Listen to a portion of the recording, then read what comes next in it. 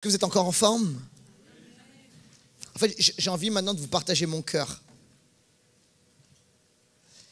En fait, il n'y a rien de mieux que de partager ce que tu as pu apprendre.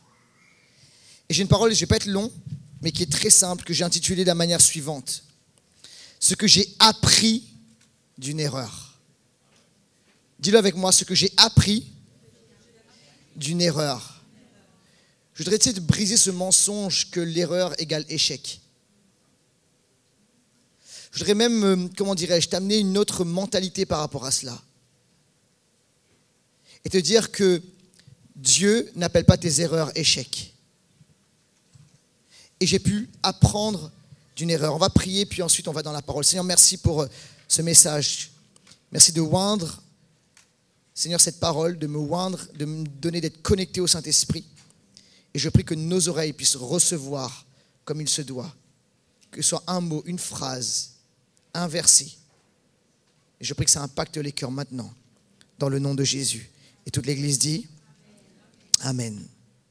Tout à l'heure, j'ai parlé de l'historique de l'Église. Dans quoi on est passé. Les moments forts et également les moments compliqués et difficiles. Et un des moments compliqués, c'était en janvier 2019. On a tenté d'implanter une deuxième église Impulsion. On a cœur l'implantation d'église et on a voulu implanter une deuxième église Impulsion. Est-ce que c'est une chose que Dieu ne veut pas? Je crois absolument pas. Je crois que Dieu veut qu'on puisse prendre du terrain, implanter des églises, implanter l'évangile, le royaume de Dieu dans toutes les sphères afin qu'il n'y ait plus de ténèbres. Quelqu'un dit amen à cela. Mais la réalité, je dois vous expliquer ceci, c'est que cette implantation, je vous passe tous les détails, n'a pas vraiment tenu. Et on a voulu implanter une deuxième église et ça n'a pas marché comme on voulait. Mais le truc, c'est quoi? C'est que l'erreur est un professeur. Je vais le redire. L'erreur est un professeur. Et à travers cette expérience, j'ai pu apprendre des choses. En fait, les erreurs ne sont pas des échecs, mais des opportunités d'apprentissage. Et Dieu est celui qui rachète. En anglais, on dit redeem.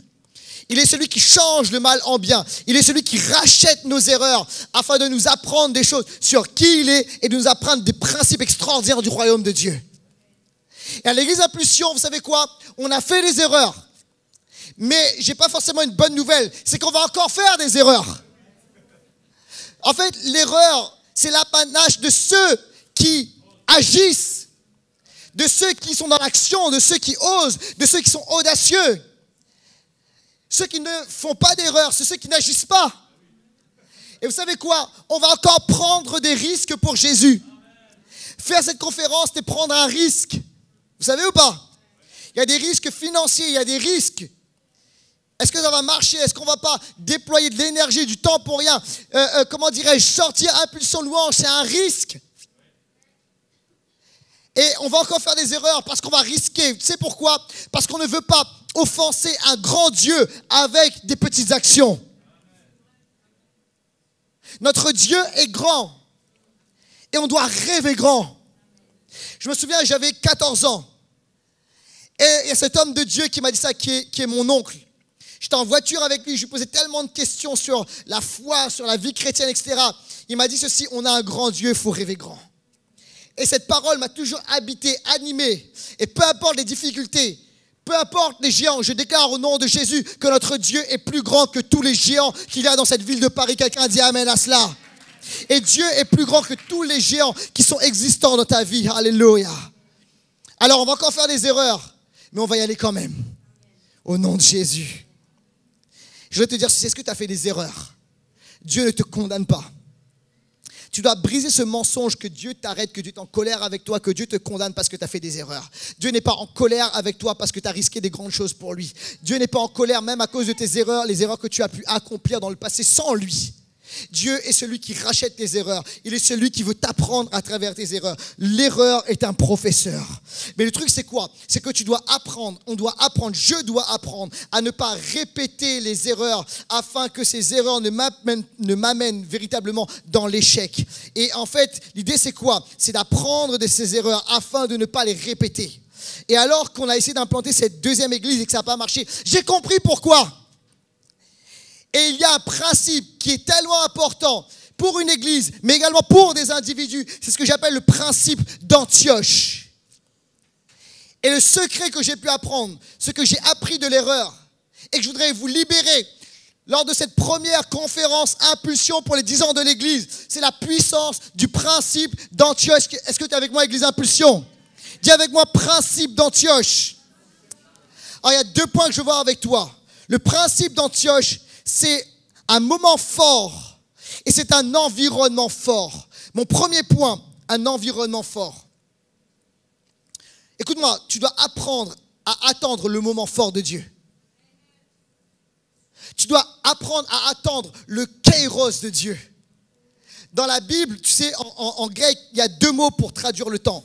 Il y a chronos, qui est le temps chronologique, d'accord? Le temps qui passe, qui défile, les minutes, les secondes, etc., etc. Peut-être certains, vous êtes en train de dire, ok, je regarde combien de temps Laurent va prêcher. Ça, c'est chronos, ok?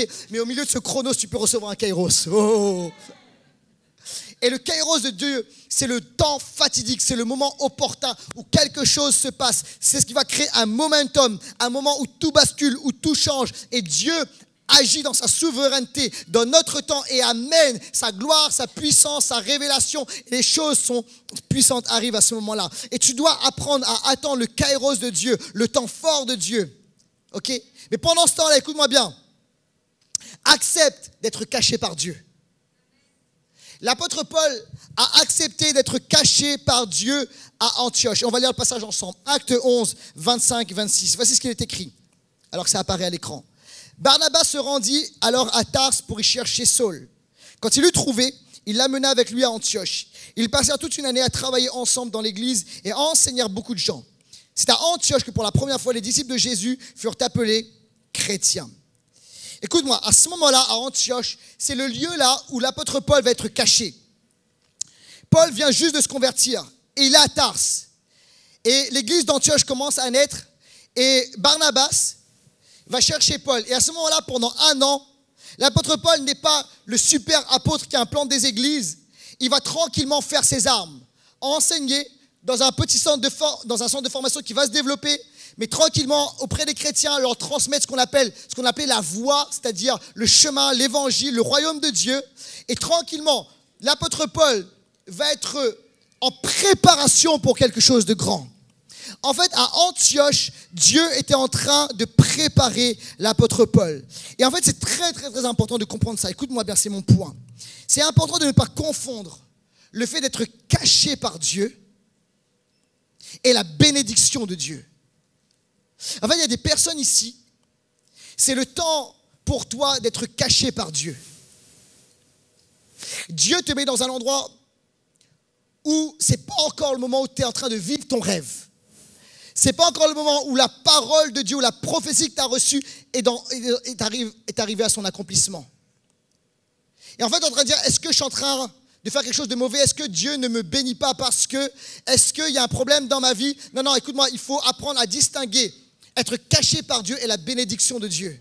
Dieu a son regard sur toi. Dieu a sa main qui est sur toi. Dieu a sa faveur qui est sur toi. Mais c'est le temps pour toi d'être caché par Dieu. Pourquoi? Pour être préparé littéralement par Dieu. Et à ce moment-là, écoute-moi bien, ce n'est pas la négation du Saint-Esprit, l'absence du Saint-Esprit. Au contraire, le Saint-Esprit est littéralement là en train de planer.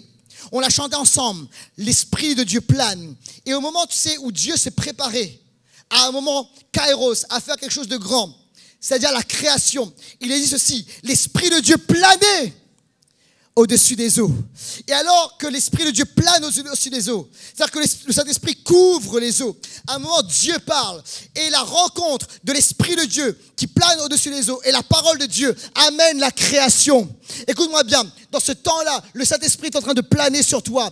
C'est comme tu sais, c'est comme ces animaux qui vont couvrir l'œuf afin de donner tout ce qu'il faut. Et lorsque le moment est venu, enfin le bébé va sortir. Écoute-moi bien, dans ce temps-là, Dieu est en train littéralement de te couvrir. Est-ce que tu es là ou pas? Dieu est en train de planer sur toi. Il est en train de te préparer. Il est en train de te donner les éléments, la formation, l'onction, la connaissance, tout ce qu'il faut, les dons spirituels. Mais à un moment, écoute-moi bien, Dieu parle. Et lorsque Dieu parle, Dieu amène littéralement le moment fort. Quelqu'un dit amen à cela. J'ai dit ce matin, cet après-midi plutôt, Cédric et Florian ont reçu le beau cadeau de Dieu aujourd'hui. Florian a accouché de Shana, yes. Et en fait, tu sais quoi, pendant un temps, on savait que Shana était là, on ne savait pas comment elle s'appelait, on ne savait pas si c'était une fille, hein, ils l'ont gardé secret. Mais en fait, on savait qu'elle était là, mais tu sais, à ce moment-là, elle était cachée par Florian. Mais pendant qu'elle était cachée, ça ne veut pas dire qu'il n'y avait pas quelque chose qui se passait. Elle recevait tout ce qu'il fallait pour son développement, pour sa croissance. Et alors que le temps est venu, il y a les contractions qui arrivent et enfin le cadeau, le bébé arrive et il est là. Ils sont en train de porter leur bébé actuellement. Ils sont en train de prendre plaisir dans le cadeau de Dieu. Et j'aimerais te dire ceci, c'est que accepte le temps où Dieu te couvre, accepte le temps où Dieu te prépare, accepte le temps où Dieu te cache. Mais au temps opportun, au moment voulu, Dieu va libérer une parole. Et c'est le temps pour toi d'entrer dans la destinée que Dieu a prévue. Je voudrais te dire ceci, un grand rêve amène une grande préparation. Plus ton rêve est grand, plus la destinée de Dieu sur ta vie est grande, plus la préparation sera grande. Je te donne un exemple. 18 jours de gestation pour une souris. OK? Pour qu'une souris donne naissance à une souris, 18 jours de gestation.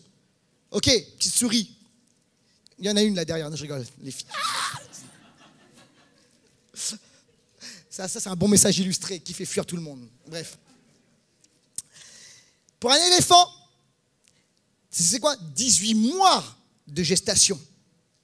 En fait, plus le rêve est grand, plus le projet de Dieu est grand pour toi, plus la préparation est grande. Il faut que tu apprennes à vivre avec ça et à patienter jusqu'à le temps de Dieu.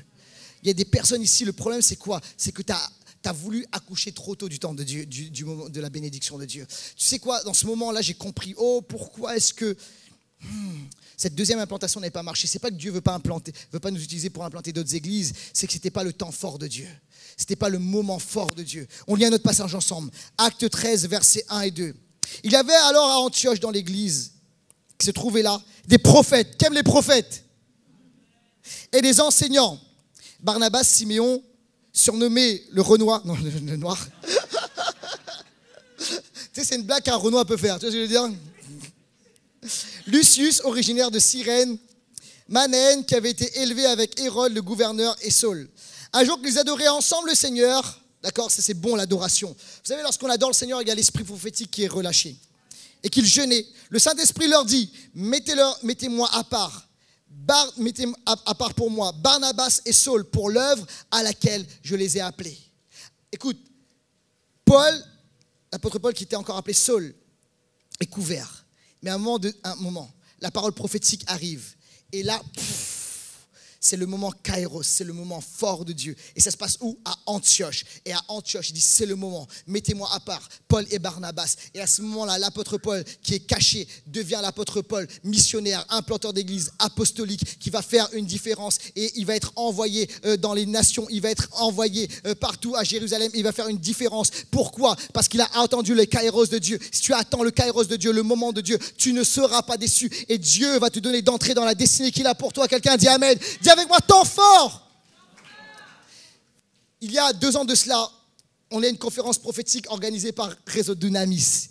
Réseau Dunamis, c'est plusieurs leaders, les fondateurs sont là. OK? Greg et Katia Reyes. Et on est dans ce temps, et là, il y a Jane Hammond, qui a un ministère prophétique phénoménal aux États-Unis, qui est reconnu.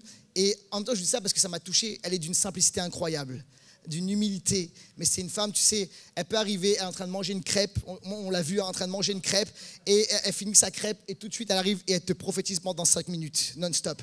Et c'est puissant, je vous assure, bref.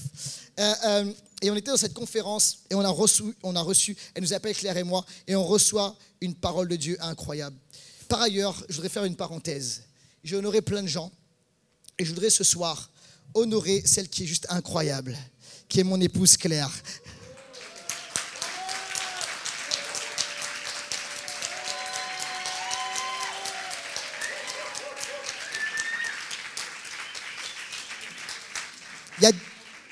Il y a 10 ans de cela, juste lorsqu'il y avait le rêve impulsion, Claire m'a suivi. Elle a dit, on y va. Tu sais pourquoi? Parce qu'elle m'aime. Elle a sacrifié beaucoup. Et ce soir, je suis encore touché par son cœur. Parce que, vous savez, en train de travailler, on organise, etc. Et elle organise, elle travaille, elle regarde, elle s'occupe des enfants de manière incroyable. C'est une épouse, une femme, une mère, une leader, un ministère de Dieu qui est incroyable et une enseignante merveilleuse. Et en plus, elle est tellement belle.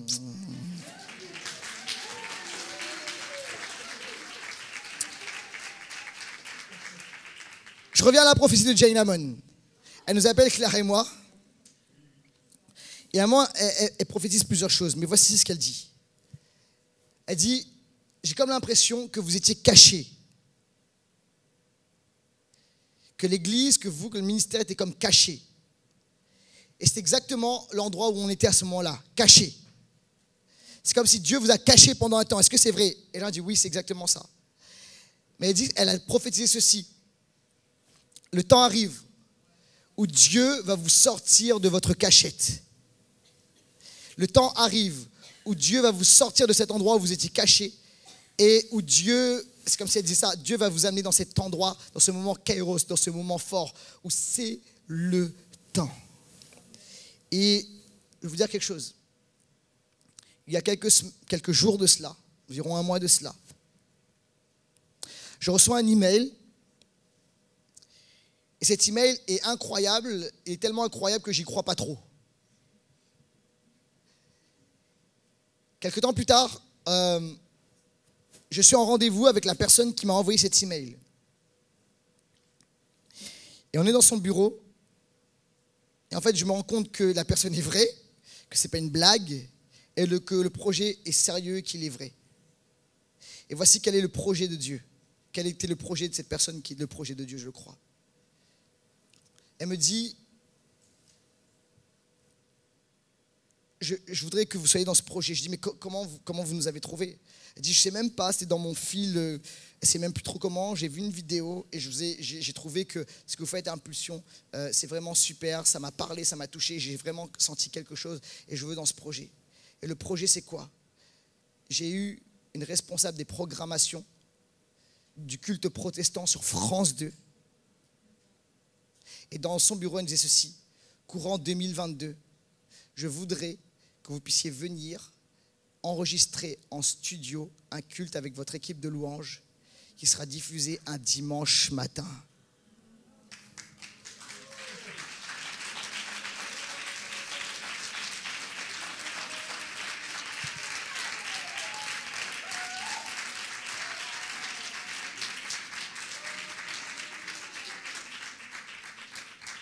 Et en fait, cette femme est une femme de Dieu. Elle est mariée à un pasteur. Et je lui raconte la prophétie de Jane Hammond. En fait, on a une super conversation. Et en fait, elle avait les larmes aux yeux. Et elle m'a dit, tu sais, après on s'est tutoyé. Elle m'a dit, tu sais, je prie avant de choisir les candidats. Et je suis content de savoir qu'il y avait une parole de Dieu. Et que je suis un élément, un maillon dans la réalisation de la parole de Dieu.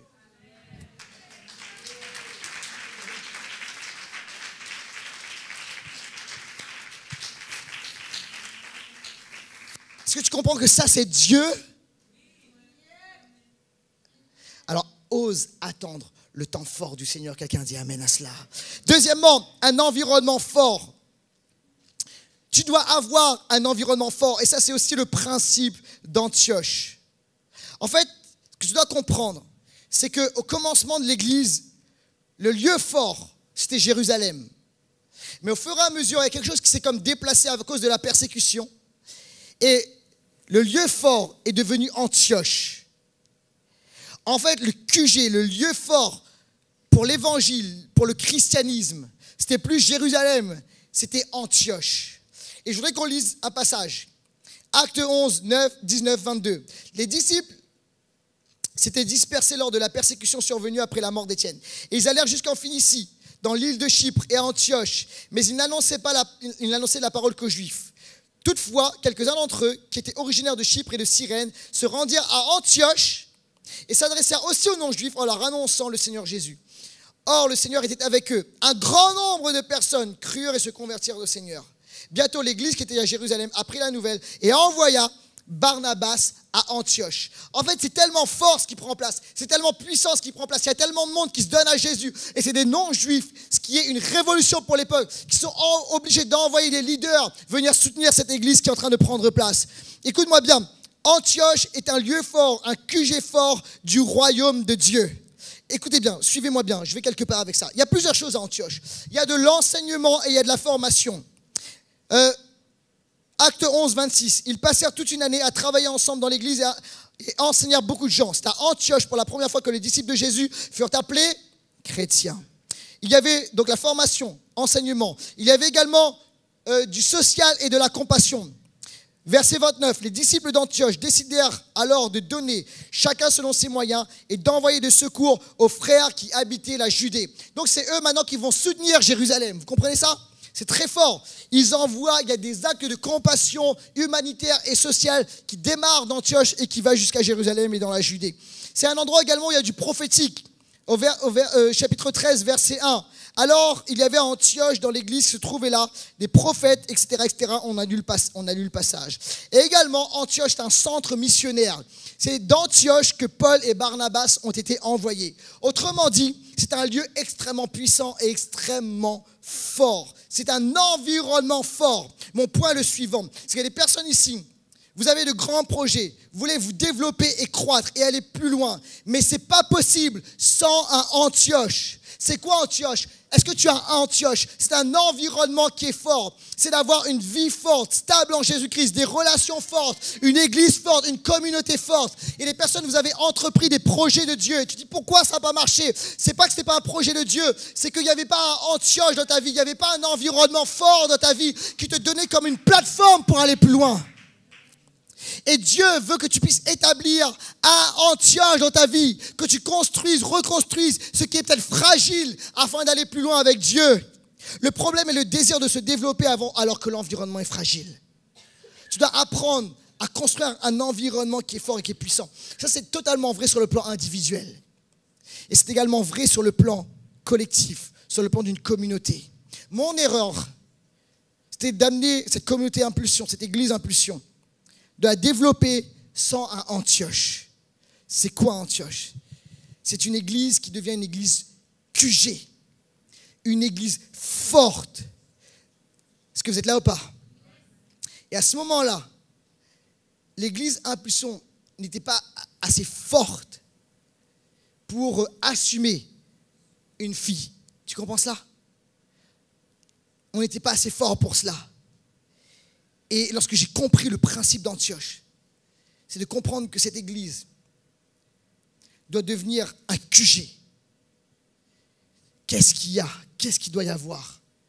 La présence de Dieu, le nom de Jésus élevé, la louange qui est établie, qui est forte. C'est un endroit où il y a le prophétique qui, où il y a un prophétique qui est mature. C'est un endroit où il y a les ministères qui sont représentés. C'est une église où il y a de la compassion et du social. C'est une église où il y a un enseignement fort, il y a une doctrine où on est solide dans notre doctrine. C'est une église où il y a un centre de formation. Quelqu'un a dit amen à cela.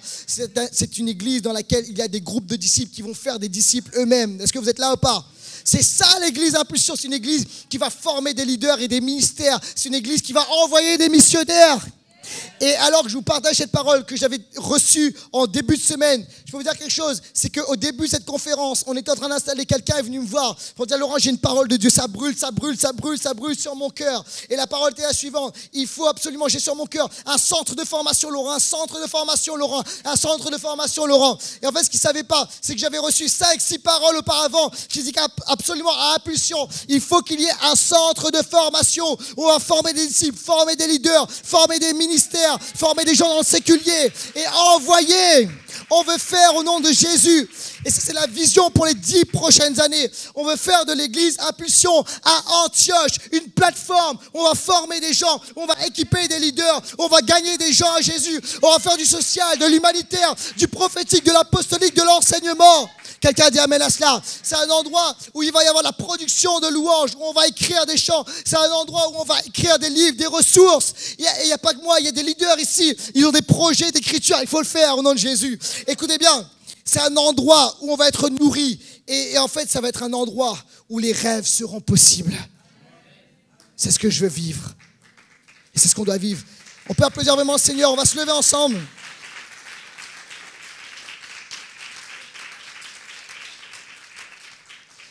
Et je voudrais qu'on mette une musique de fond, peut-être de soaking. Je voudrais que tu puisses briser les mensonges.